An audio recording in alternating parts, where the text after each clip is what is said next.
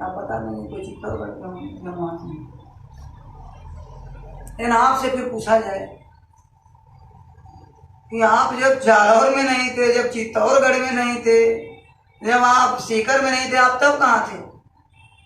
तब आपको विचार करना, आप विचार करोगे और कोई कुछ थोड़ा सा जानकार होगा तो वो बताएगा कि मैं उसके पहले अपने माँ के गर्भ में था। और फिर पूछा जाए कि जब तुम माँ के गर्भ में नहीं थे आखिर तब कहाँ थे?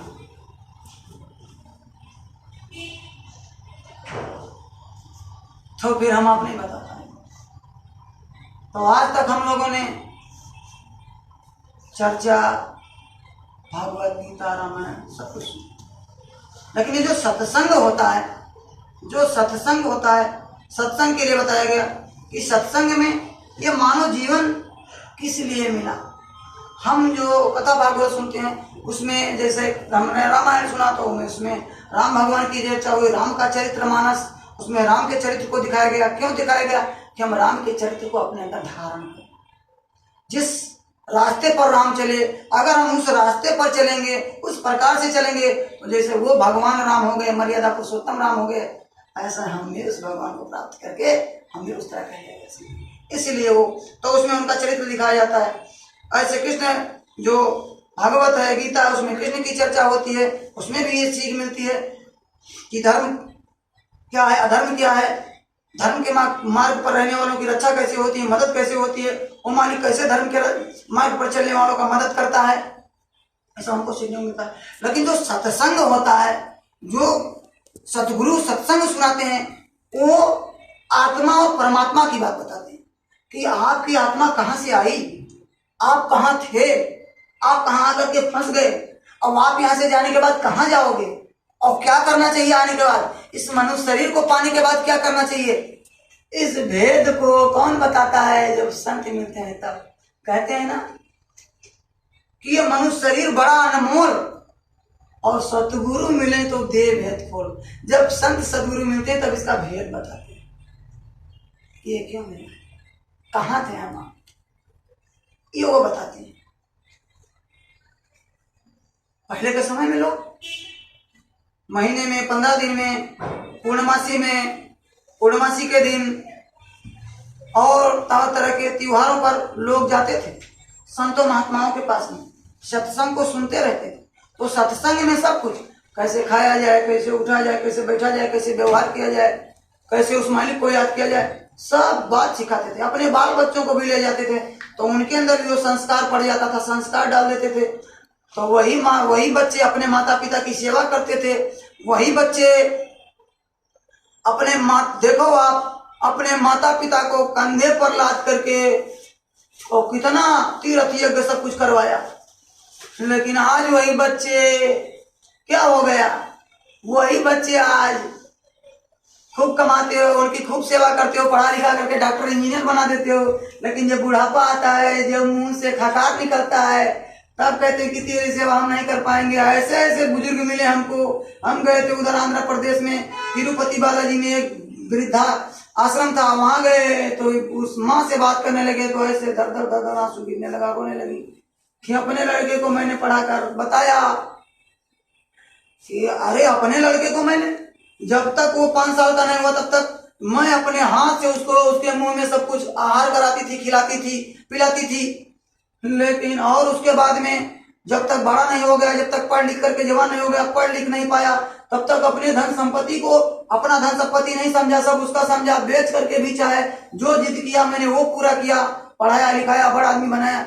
लेकिन आज जब मेरा सेवा करने का अवसर आया, जब मुझको पालने का अवसर आया, तब वो लेकर आया कि चलो आपका दवा ले आता हूँ, और लेकर आया चौराहे पर छोड़ करके चला गया। तो ये वृद्धा आश्रम वाले मिल गए और हमको लेकर के आए और यहाँ रखे हैं। तो आज वो संस्कार खत्म हो गया। देखो एक भाई के कहने पर, एक पिता के कहने पर राजपाट पर लात मार के और राम वनवास चले गए थे। एक भाई के लिए लक्ष्मण अपने पत्नी को, अपने परिवार को त्याग करके भाई के प्रेम में भाई के साथ वनवास चले गए थे। लेकिन आज एक एक इंच के जमीन के लिए झगड़ा करते हैं। एक भाई इस पटरी पर चलता है तो एक भाई उस पटरी पर चलता है। एक भाई भाई के खून के प्यासे बन गए। क्यों? सत्संग की कमी से। आप पैसे से धन खरीद सकते हो, विद्या खरीद सकते हो, संस्कार नहीं खरीद सकते हो आप। इसलिए जैसा एक छोटे से बच्चे को दूध पीने के लिए उसके माँ की जरूरत होती है, ठीक उसी प्रकार से इस समय पर संसार के प्राणियों को सत्संग की जरूरत है। सत्संग सुनना चाहिए, सत्संग को सुनना चाहिए। तो सत्संग में यह बात बताते हैं कि देखो ये जो मनुष्य शरीर मिला है ये किराए का मकान है। जैसे इसको हम रेंट पर लिए हैं, एक न एक दिन इसको खाली कर देना पड़ेगा। ठीक ऐसे ही 96 करोड़ श्वास की पूंजी हमको मिली है और एक दिन वो पूरा होगा और हमको इस शरीर को खाली कर देना पड़ेगा। और इसके अंदर जो जीवात्मा बैठी है, जीवात्मा यहीं पर बैठी है जहाँ पर हम आप तिलक चंदन लगाते हैं। महिलाएं, माताएं, बहनें टिकुली बिंदिया लगाती हैं। यहीं पर 1.5 इंच की दूरी पर वो जीवात्मा ईश्वर अंश जीव अविनाशी चेतन अमन साह सुखरस चेतन, वो जीवात्मा ईश्वर का ही अंश। जैसे आपके बगल में समुद्र है तो वहां तो समुद्र है, उसी में से एक लोटा पानी निकाल रहा हो, वही समुद्र का पानी तो ये रहेगा, पानी ही रहेगा, ये समुद्र का रहेगा। इसी तरह से वो अथाह सागर से कुछ जीवात्माओं को इस संसार में भेज दिया गया, उसी के हम अंश हैं, उसी मालिक, उसी भगवान के हम अंश है और इसमें वो बैठे और उसी का प्रकाश पूरे शरीर में फैला। अब ये जब तक इसमें है तब तक चलते हैं, ठक्कर दिखाते हैं, दौलत कमाते हैं और जो मन लगे वो करते हैं। लेकिन जब ये निकल जाता है तो ये शरीर पिंजरा, जैसे अभी आपने प्रार्थना में गाया कि क्या लेकर तू आया बंदे, क्या लेकर के जाए। जब हम आप जन्म लिए थे तो मुट्ठी बंद था, जन्म लिए थे, नंगे जन्म लिए थे और जब जाएंगे तब कुछ जाएंगे। कितना अरबपति बन जाए, करोड़पति बन जाए, सब यहीं पड़ा रह जाए, ये हमारे आपके साथ जाने वाला नहीं। तो बाबा जी ने बताया कि मनुष्य शरीर आपको मिला कैसे। मैंने शुरू में आपको एक बात पिंच किया था कि भाई आप कहाँ के रहने वाले, आप कहाँ के वासी हैं, तो इसको भी मैं आपको बता देता हूँ, छोड़ूंगा नहीं। तो क्या देखो, जब हम माँ के गर्भ में थे तो आप सोच रहे हो कि वास्तव में हम माँ के गर्भ से पहले कहाँ थे। क्या होता है कि कर्मों के अनुसार माँ के गर्भ में हम 5 महीने 10 दिन के जब होते हैं तब वो मालिक, वो प्रभु परमात्मा जीवात्मा को इसमें डालता है। जब 5 महीना 10 दिन का मांस का लोथड़ा बन करके माँ के गर्भ में तैयार हो जाता है। माँ गर्भ उल्टा लटकाना दादुर पक्षी के समान, जैसे चमगादड़ पक्षी होता है। चमगादड़ तो जानते होगे आप, पेड़ों में उल्टा लटका रहता है। ऐसे ही सर नीचे और पैर ऊपर की हुए बच्चा माँ के गर्भ में रहता है। और जब जीवात्मा उसमें डालते हैं तो इस जीवात्मा में एक आंख, एक कान, एक नाक होता है। उस आंख से उस मालिक का दीदार करता रहता है, ज्योति स्वरूप में बराबर दर्शन करता रहता है। और इतने नहीं, जो कान होता है उससे उस वेद वाणी, आकाश वाणी, उस आवाज को भी, कलमा आयते को आवाज अंदर में सुनता रहता है। इतने नहीं, उस आंख से देखता भी ये रहता है कि मैं पिछले जन्म में चूहा था, मुझको कुत्ता खरीद खरीद के खाता था, बिल्ली मुझको दौड़ दौड़ के नोचती थी, मैं चूहा था, मैं गधा था, मेरे ऊपर ईंटा लोड करते थे, मैं घोड़ा था, मुझको यहाँ से वहां तक चलाते थे, मेरा सवारी करते थे, मैं ऊँट था, मेरे ऊपर लोग बैठ करके सफारी करते थे। उसको सब दिखाई पड़ता है। तब अंदर में प्रार्थना करता है, हे प्रभु कृपा करो यही भांति और सब दस भजन करब दिन राति। तब वो मालिक से प्रार्थना करता है, ये मालिक इस माँ के नर्क रूपी गर्भ से बाहर निकालो। कहोगे भाई माँ के गर्भ को आपने नर्क बता दिया। नर्क कैसे उसको कहते हैं, कैसे उसने कहा, जहाँ टट्टी पेशाब का खराब हिस्सा होता है, टट्टी पेशाब की थैली जहाँ होती है वहीं उसका मुंह रहता है। अब सोचो यहाँ टट्टी पड़ी तो कोई बैठेगा, पहले कहोगे साफ सफाई करो भैया तब बैठेंगे, यहाँ कौन गंदगी में बैठेगा। लेकिन वो बच्चा का मुंह और नाक वहीं टट्टी पेशाब के थैली के पास, और ऊपर जठरांगनी जहां पर भोजन पचता है वो तपती रहती है। और जब माताएं कभी तीखा मिर्चा ये वो जब खा लेती हैं चटर पटर, तब उसको बड़ा कष्ट होता है, तब वो इधर उधर हिलता है, उसको जब कष्ट होता है तब माताएं बड़ी खुश होती हैं कि मेरा बच्चा चल रहा है। चलता नहीं भैया, उसको कष्ट हो रहा है, अंदर उसको कष्ट होता है। तब तो वो जब 5 महीने 10 दिन का, तो इसीलिए उसको नर्क रूपी गर्भ बताया गया, क्योंकि टट्टी पेशाब में बेचारा डूबा रहता है, बड़ा दुर्गंध आता है, लेकिन क्या कर सकता है। तब उस रात दिन उससे गुहार लगाता है, रात दिन प्रार्थना करता है, तू ही तू तुझका आरती, रात दिन, बिल्कुल रात दिन उन बस रट ही लगाया था कि ये मालिक अब दया कर बोला, तू ही थी तुदकारती जपता अजपा जा, बिल्कुल जप रहा था कि बस एक बार दया करो, एक बार इससे निकालो मुझको। बाहर जाने के बाद कुछ नहीं, लेकिन बाहर आते ही, बाहर आकर भरम यहाँ बहुत उठाए पाप, बाहर आते ही भरम जाता है, पापों में फंस जाता है, कर्मों में फंस जाता है। कैसे, मैं आपको बताता हूँ। जब बाहर आता है तो इस पर पर्दा पड़ जाता है। जैसे ऊपर से बरसात जब होता है तो आकाश से जब बूंदें चलती हैं तो बिल्कुल निर्मल रहती हैं, ये फिल्टर पानी से भी वो शुद्ध और निर्मल रहती हैं। वो जब ऊपर से पानी आकाश से चलता है, बाष्पीकरण विधि से उधर जाता है तो वो बिल्कुल शुद्ध रहता है। लेकिन जैसे नीचे पहुंचता है तो कहते हैं बूंद गिरा भा ढाबर पानी, जिन जीव माया लिखता है। बूंद गिरते ही वो पानी ढाबर हो जाता है। ऐसे ही जीव जैसे बाहर आता है उसके ऊपर माया का छाया हो जाता है, वो माया उसमें लग जाता है और ये पर्दा इस पर पड़ जाता है। आंखों से, अंदर की आंखों से देखना बंद, अंदर के कानों से सुनना बंद, वो स्मेल लेना बंद। तभी वो बच्चा जब जन्म लेता है तो रोता ही है। अभी तक अब लोगों को क्या पता कि क्यों रोता है बच्चा। ये तो बाहर की ये हवा जो लगती है ये एकदम उसको तीखी, एकदम सुई की तरह से चुभती है, और दूसरा वो बंद हो जाता है। अंदर में उसका दर्शन कर रहा था, उसकी आवाज को सुन रहा था। तो आप अगर गौर से देखे होगे तो जब बच्चा रोता है तो क्या करते हैं बहुत लोग, पहले के जमाने में जब दिया चिराग होता था तो चिराग दिखाते थे, नहीं तो इस समय पर बल्ब पे उजियाला दिखाते हैं।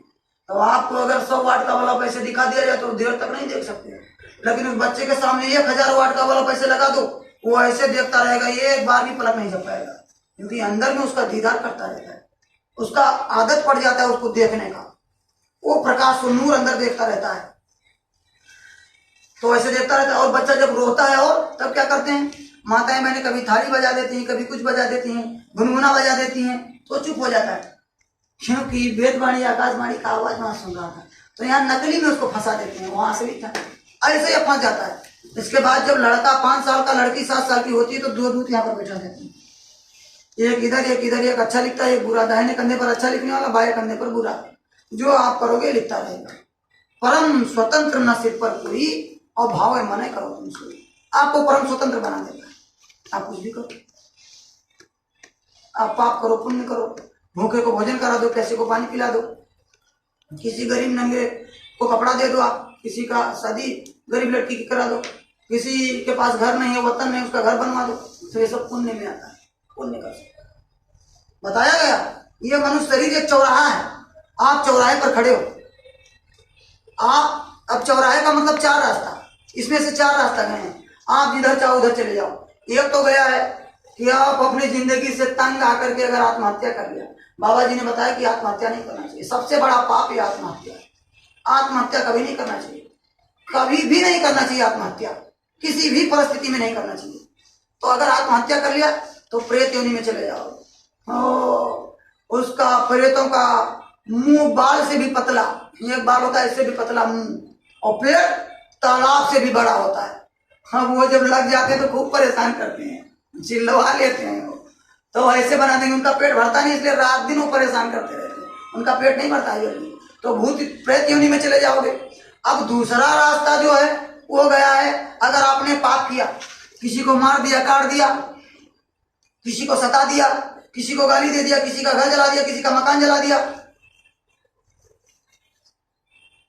किसी के साथ बेविचार कर दिया, झूठ बोल दिया, धोखा दे दिया, बेईमानी कर लिया, ये सब पापों में आता है। तो अगर आपने पाप कर लिया, तो अगर पाप कर लिया तो वो यमराज, यमदूत यमराज के दरबार में ले जाएगा, वहां ना चलेगा बहाना किसी का, वहां किसी का बहाना नहीं चलता है। तो ये मैं आपको बताता हूँ, हो जाएगा तब क्या करेगा। और अगर आपने पुण्य किया है, पुण्य में क्या आता है, जो अभी हमने बताया था कि आपने किसी का सहयोग कर दिया, खिला दिया, पिला दिया, और किसी का सहयोग कर दिया, दान पुण्य कर दिया, ये सब आपका पुण्य में आता है। तो ये पुण्य अगर आपका बन गया तो आपको स्वर्ग में डाल देंगे, जाओ स्वर्ग में आनंद भोगो। और अगर आपने, अब ये 3 रास्ता होगा, एक अगर आपने आत्महत्या किया तो प्रेत योनि में, दूसरा अगर आपने पुण्य किया तो स्वर्ग में, तीसरा अगर आपने पाप किया तो नरकों में, नरकों की व्याख्या भी मैं आपको थोड़ा सा बताऊंगा अभी। और चौथा रास्ता जो है वो, अगर आपने किसी समर्थ सतगुरु का तलाश कर लिया, खोज लिया और उससे रास्ता लेकर के उस मालिक से, जहां से हम आए हैं, जहां हमारा घर है, जहां जाने के बाद, जहां पहुंचने के बाद न जन्म होता है, न मृत्यु होता है, ना वहां कोई जन्मता है, न मरता है, ना वहां सूरज निकलता है, न डूबता है, न दिन होता है, न रात होता है, वहां अमृत की बरसात होती है, आनंद के सागर में गोते लगाते हैं, मालिक के चरणों में पड़े रहते हैं, वहां ना कोई स्त्री होता है, ना कोई पुरुष होता है, सब निर्मल जीवात्माएं होती हैं। लेकिन उसी को मुक्ति और मोक्ष कहते हैं, उसी को भवसागर पार होना कहते हैं। तो वो कब होगा?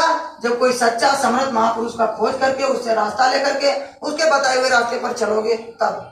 तो ये 4 रास्ते हैं। अब मैं इसमें बयान करता हूँ एक थोड़ा सा मैं इस पर चर्चा करता हूँ। पहला आपको मैंने बता दिया, उसमें ज्यादा चर्चा करने की जरूरत नहीं है। अब दूसरा मैं आपको थोड़ा सा बता देता हूँ कि अगर आपने पुण्य किया है तो आपको सीधा स्वर्ग भेज देंगे, लेकिन पुण्य छिड़े मृत्यु लोके, पुण्य खत्म हो जाएगा, आपको फिर यही जन्म दे देंगे। आपने बहुत बढ़िया पुण्य किया है, बहुत ज्यादा पुण्य किया है, तो वहां भी आपको राजा, वहां भी आपको बना देते हैं देवी देवता भी बना देते हैं। और फिर जैसे पुण्य खत्म होगा बस इधर भेज देंगे, तो कोई राजा महाराजा बना देंगे, कोई बड़ा सेठ साहूकार बना देंगे आपको, वहां सुख भोगो और इस सुख को भोग लो। और अगर फिर आपने पुण्य किया तो फिर वहां स्वर्ग में, फिर अगर पाप किया तो फिर अलग भेजेंगे और उसका फिर अलग विधान हो जाएगा। मतलब पुण्य खत्म हुआ तो फिर वहां नहीं रखेंगे, फिर आपको यहीं भेजेंगे। तो ये क्या बताया गया? पुण्य और पाप ये दोनों बेड़ी, पुण्य पाप यह दोनों बेड़ी, एक लोहे की दूजी सोने की। मतलब लोहे की बेड़ी क्या है? लोहे की बेड़ी है पाप, और सोने की बेड़ी क्या है? पुण्य। पुण्य किया तो सोना का बेड़ी, अब बेड़ी तो बेड़ी होता है, चाहे सोने का लगा दिया जाए का है, चाहे लोहे का लगा दिया जाए, तो वहां डाल देते हैं। अब पाप करोगे तब, तो पाप क्या, पाप कैसे होता है? पाप तमाम ऐसे लोग होते हैं जो जवानी के स्वाद के लिए दूसरे को मार दिया, काट दिया और उसके मुर्दे मिट्टी को अपने शरीर में रख लिया। हमारे घर में कोई मरता है, हम उसको ले जाते हैं शमशान घाट में जलाते हैं, क्रियाकर्म करते हैं, 13वीं मनाते हैं, 16वीं मनाते हैं, सब मनाते हैं, उसमें उसका काम काज भंडारा करते हैं। लेकिन एक वो पंछी मर गया या उसको मार दिया, मान लो मुर्गा मर गया, मुर्गा को मार दिया जाए, तो अरे भाई मरने के बाद या मारने के बाद मुर्दा ही तो हुआ। जैसे ये शरीर मुर्दा, हमारे घर में कोई मर जाए तो उस मुर्दा को क्या करते हैं, उठा करके लाते हैं, नमक मिर्चा लगा करके भून करके लोग खा जाते हैं। तो बाबा जी ने कहा कि इसको मरघट कब्रस्तान इसको मत बनाओ, इसको मरघट और कब्रस्तान मत बनाओ, पेट को, बाबा जी ने कहा। और मांस मनुष्य का भोजन नहीं, क्यों? थोड़ा सा और बता देता हूँ। जो देखो मांसाहारी जानवर होते हैं उनके नख तीखे होते हैं, नह तीखे होते हैं, दांत तीखे होते हैं, जबड़ा उनका नहीं होता है। और जो मांसाहारी जानवर पैदा लेते हैं उनका आंख तुरंत नहीं खुलता है, उनकी आंखें गोल होती हैं, रात को उनकी आंखें चमकती हैं, वो तुरंत चलने फिरने लगते हैं। ये बात आप समझ लो। और उनका ऐसे ये सिर सीधा नहीं हो सकता, वो ऐसे नहीं घुमा सकते। ये मांसाहारी जानवरों का पहचान है। और जो शाकाहारी होते हैं और मांसाहारी ऐसे चाट चाट के पानी पीते हैं, पानी को, जैसे कुत्ता और बिल्ली, आप देख लो, ये मांसाहारी जानवर है। और शाकाहारी कौन होते हैं? ना चौड़ा, दांत चौड़ा, और इनका ये जब जन्म लेते हैं तो इनकी आंख जन्मते वक्त खुल जाती है, इनकी आंख थोड़ी सी लंबी होती है, पानी खींच करके पीते हैं। ये सब इनका जबड़ा होता है, ऊपर घुमा सकते हैं, इधर ऐसे कर सकते हैं, ये सब। तो ये आसमान को देख सकते हैं, वो नहीं देख सकते। तो ये क्या है? ये शाकाहारी प्राणी का पहचान है, हम लोग शाकाहारी। और दूसरी बात, ये बदला भी देना पड़ता है। कहता है जो गल काटे और का अपना रहे कटा है, स्वामी हर दरबार में बदला कहीं न जाए। जो दूसरे को मारेगा, काटेगा, सताएगा, उसको वो भी मारा जाएगा। अगर मुर्गी को मारा तो आपको भी मुर्गी बन करके और फिर अपने को कटवाना पड़ेगा। कैसे? मैं आपको बता देता हूँ एकदम फैक्ट उदाहरण। जैसे श्री राम जी, भगवान श्री राम ने बाली को मारा था, बाली को पेड़ के ओट में खड़े होकर के मारा था।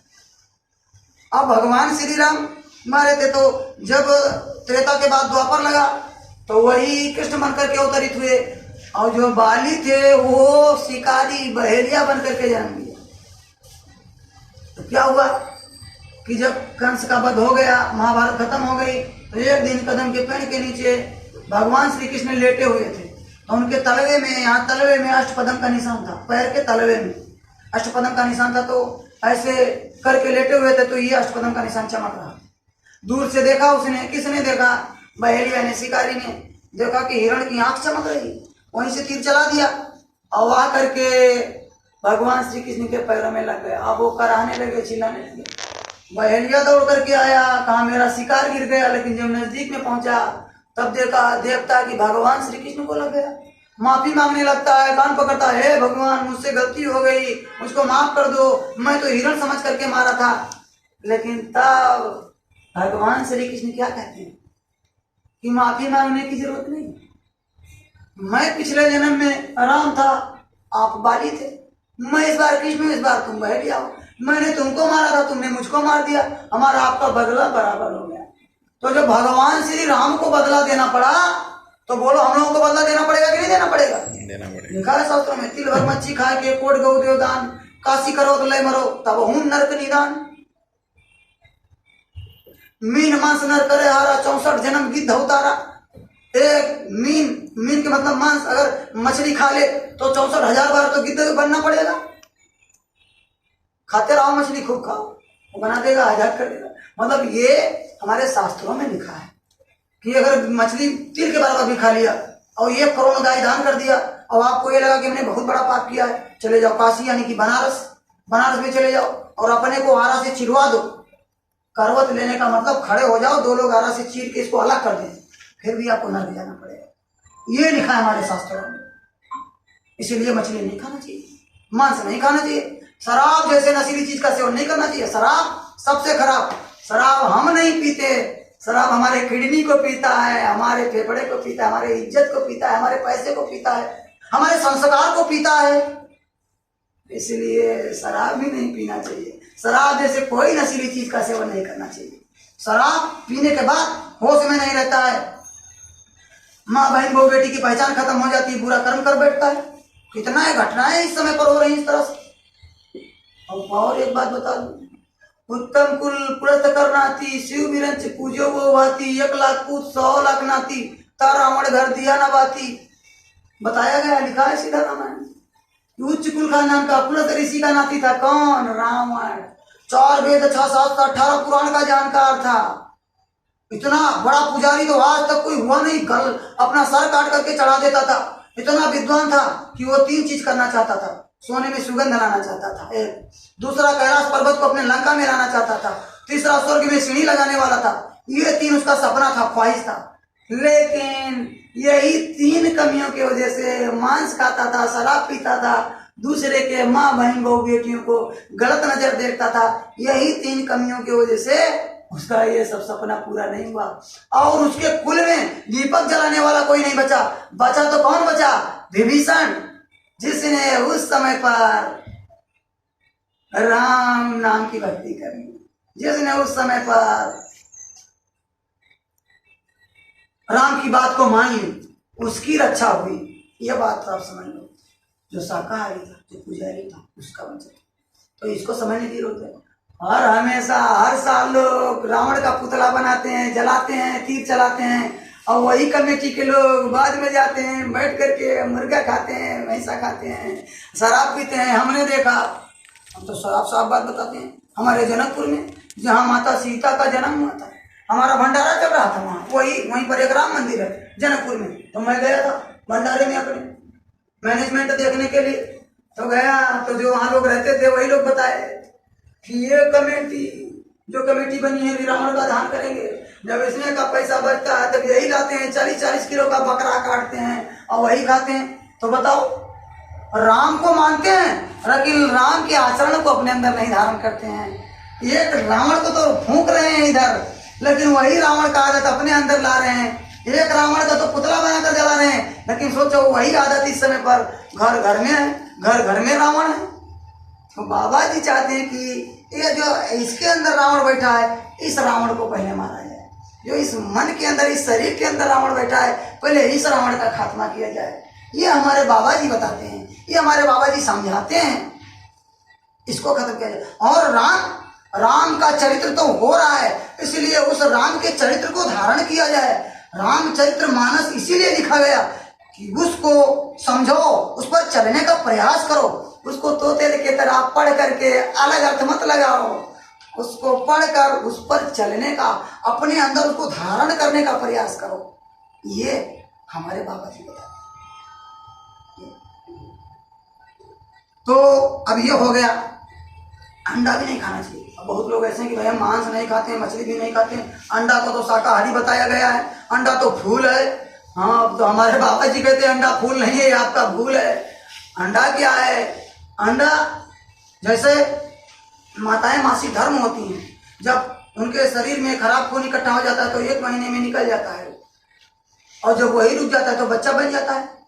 ऐसे ही मुर्गियों का टट्टी पेशाब का खराब हिस्सा, मुर्गियों का खराब खून जब इकट्ठा होता है तब वो क्या बनता है? अंडा बनता है। अब कोई कहे कि भाई आप सोचते हो कि इस अंडा खाने से ताकत आता है, तो इसमें वही खराब खून है, वही टट्टी पेशाब का खराब हिस्सा है। अगर सही बात बोल दिया जाए कि भाई तुम तब तो तुम्हारे घर में ही 1 महीने में खराब खून निकलता है, उसी को पी जाओ, तो कहोगे छी छी छी, इतनी गंदी बात। भैया वही तो है जो माताओं के मासिक में निकलता है, मासिक धर्म में, वही तो वो भी है, उसी से तो बच्चा बनता है। जैसे ये इकट्ठा हो जाता है तो बच्चा बनता है, ऐसे अंडा से बच्चा। तो उसमें आप ताकत ढूंढ रहे हो, तो बाबा जी कहते इसमें ताकत मत ढूंढो भाई। अगर आप चना शाम को भिगा दो, सुबह खा लो, उतना ताकत मिल जाएगा। मूंगफली का दाना खा लो, उसमें ताकत मिल जाएगा, उतना ताकत है उसमें, आप खाओ तो। वाह, उस मालिक, उस खुदा, उस पाक परवरदिगार, उस भगवान ने हमारे आपके लिए कितना बढ़िया बढ़िया चीज, दूध, घी, फल फूल, मेवा, मिष्ठान, सीजन के अनुसार। जैसे गर्मी में पानी की कमी होती है तो बना दिया तरबूजा और खरबूज, खा लो, तो आपके शरीर में पानी की कमी नहीं होगी।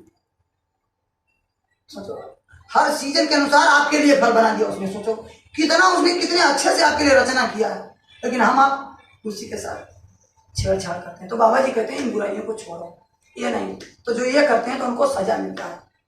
जिनको मारते काटते हैं, जो लोग पापी होते हैं, जो लोग ऐसे व्यभिचारी होते हैं, तो जब उनकी मौत होती है तब वो यमदूत आता है, यमराज का फरिश्ता, उसको यमदूत बोलते हैं। कटोरी जैसे आंखें होती हैं उनकी। बोलो जय गुरुदेव, जय गुरुदेव, जय गुरुदेव, जय गुरुदेव। तो जब वो लेने आते हैं, तो जब पापी आत्माओं को लेने आती हैं तो उनको देखते ही वो डर जाते हैं। कटोरी जैसे आंखें, ओ बड़ा डरावनी चेहरा, मुंह से इतना दुर्गंध उनके निकलता है, उनको देखते ही खून पानी हो जाता है, आंखों से देखना बंद हो जाता है, हड्डियां चट चट करके टूटती हैं, जुबान को पकड़ करके ऐंठ देते हैं, मुंह से बोलना बंद हो जाता है, पहचान नहीं पाता अपना पराया, और जबरदस्ती सीने पर सवार होकर जीवात्मा को निकालकर कांटे भरे रास्ते से, जैसे ये रेगिस्तान में आप बैठे हो, रेगिस्तान में तपती हुई बालू में ऐसे घसीटते हुए लेकर के जाते हैं और यमराज के दरबार में पहुंचा देते हैं। वहाँ हिसाब होता है, वहाँ न चलेगा बहाना किसी का, वहाँ रिश्वत नहीं चलता है, वहाँ बहाना नहीं चलता है, वहाँ तो आपका सीधा साधा हिसाब हो जाएगा। तो अगर आपने अच्छा किया है तो स्वर्ग में वहीं से, और बुरा किया है तो 42 प्रकार के नर्क हैं, 22 प्रकार के बड़े बड़े और 20 छोटे छोटे, 42 प्रकार के नर्क हैं, उसी में बंद कर देगा कई कई कल्पों तक। कल्प किसको कहते हैं आपको बता देता हूँ। सतयुग, त्रेता, द्वापर और कलयुग, ये 4 युग जब बीतता तो एक चौकड़ी, 72 बार एक चौकड़ी 72 बार जब ये चौकड़ी बीतती है, 72 चौकड़ी जब बीतती है तब एक मनवंतर, और 14 मनवंतर जब बीत जाता है तब एक कल्प।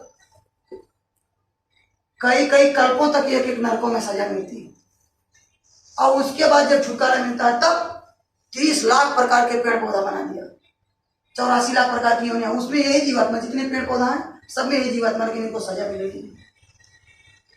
तो पेड़ पौधा बना देता है, उसमें 30 लाख बार जन्म मरो, फिर उसके बाद में 27 लाख प्रकार के बिना माँ बाप से पैदा लेने वाले जीव, जैसे बालों में जुआ पड़ जाते हैं, चीलर, खटमल, जैसे गंदी नाली के कीड़े, शौचालय के कीड़ा बना देगा, शौचालय का कीड़ा उसी में खाते पीते रहो, आराम करते रहो, उसी में डाल देता है। तो 27 लाख प्रकार के ही जीव होते हैं, इसमें जन्म न मरना पड़ता है। और इसके बाद 23 लाख प्रकार के अंडा से पैदा लेने वाले जीव, अंडज खान जिसको कहते हैं, तरह तरह की चिड़िया, और जैसे मछलियां, चींटियां, ये तमाम प्रकार के नहीं, इसमें जन्मना और मरना पड़ता है। सांप, गोजर, बिच्छू, मछली, तरह तरह की चिड़िया, 23 लाख प्रकार के इनका जीव, इसमें जन्मना मरना पड़ता है। इससे जब छुटकारा मिलता है तब 4 लाख प्रकार के पिंड से पैदा लेने वाली चीज, जिनका शरीर जन्म लेता है, जैसे हाथी, घोड़ा, ऊंट, बकरी, बाघ, भालू, चीता, गाय, बैल, इसी में मनुष्य शरीर भी आता है। अब जब गाय अपने मौत से मरती है तब लड़की बनकर जन्म लेती है, और बैल अपने मौत से मरता है तब लड़का बनकर के जन्म लेता है। अब आपको समझ में आया, माँ के गर्भ से पहले हम बैल में थे। इतना चक्कर लगाने के बाद, और अगर संतों की दया हो जाए, संत किसी गाय का दूध पी लें, संत किसी बकरी का दूध पी लें, संत किसी को देख करके दया कर दें, किसी पर हाथ फेर दें, किसी पेड़ को ऐसे देख लें, उसके दातून, उस पेड़ के दातून को कर लें और उनकी दया हो जाए तो वो सीधा मनुष्य शरीर में चला जाता है। ये संतों का लक्षण होता है, महात्माओं का ये लक्षण होता है, उनका एक प्रताप होता है। ये समझो, उनके पास ये पावर होती है केवल, और नहीं तो इतना भोगने के बाद ही हम आपको मनुष्य शरीर। तो सोचो, तब कहा गया, क्या कहा गया, 184 भरम कर पगे में अटके आए, अब अगर की पासा ना पड़ा तो फिर 84 जाए, इसीलिए बताया गया। अब मैंने आपको पूरा बता दिया कि 84 लाख प्रकार की योनियां, नर्क, ये सब जब आप पूरा कर लोगे तब मनुष्य शरीर मिला है। अब इस बार मिला है। अब अगर हमने, अब नौका मिल गई, अब आप नाव पर समझो बैठे हो, अब आप रास्ते में खड़े हो, अब अगर आप एक कदम आप रास्ते पर पग में हटके हो, मतलब रास्ते में खड़े हो। अब मैंने चारों रास्ता दिखा दिया, चारों तरफ का, कि एक तो स्वर्ग है, एक तो नर्क, एक तो भूत प्रेत में, और एक महात्मा को खोज करके अगर उस नाम के नौका पर चढ़ गए तो निज घर चले जाओगे। निज घर जाने के लिए कहा गया कि पाप पुण्य जब दोनों नाशे तब पावे ममपुर बासे। पाप और पुण्य को जब खत्म करे, जब आप पाप पुण्य सब यहाँ पर खत्म हो जाएगा तब आप निज घर जा सकते हो। और इधर बैठो साहब। जय गुरुदेव। जय गुरुदेव। ये 1 घंटा का होता है, क्यों अपना क्या